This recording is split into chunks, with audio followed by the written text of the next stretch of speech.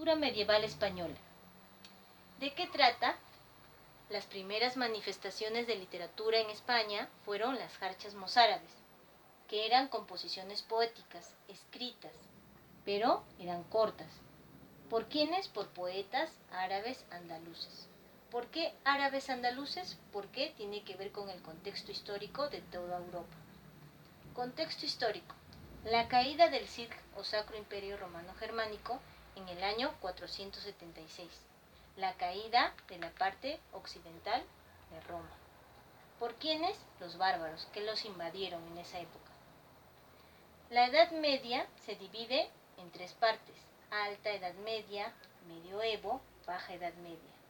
La Alta Edad Media va desde el siglo V al siglo VIII después de Cristo, y es el contexto de la invasión de los bárbaros hacia el Imperio Romano. Los bárbaros vivían en los límites del Imperio Romano.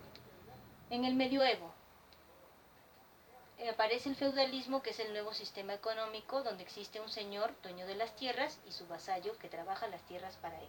Y las cruzadas, que fueron guerras propuestas por algunos reyes de Europa para recuperar Tierra Santa. Pero eso ya lo verás en el contexto del curso de Historia Universal.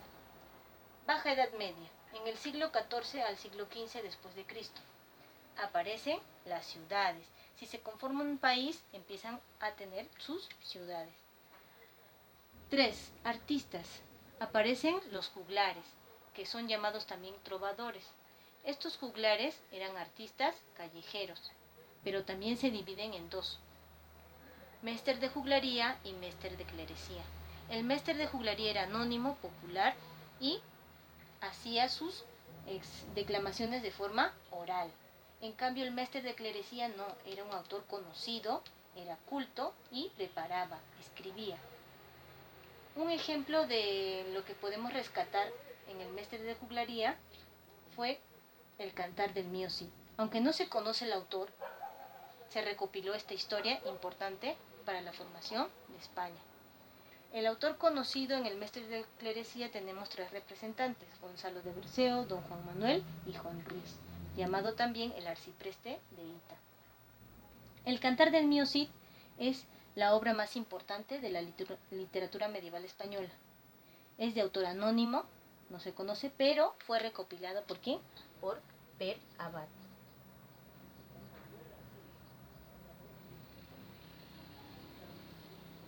Número de cantos: 3 cantos. El primer canto te narra sobre el destierro del Cid. Su verdadero nombre fue Rodrigo Díaz de Vivar.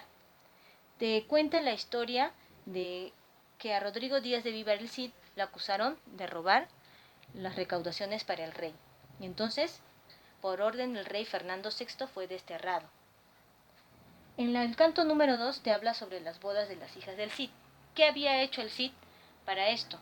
Él quería recuperar el perdón del rey, por eso empezó a conquistar ciudades para que sea de la formación del reino de España.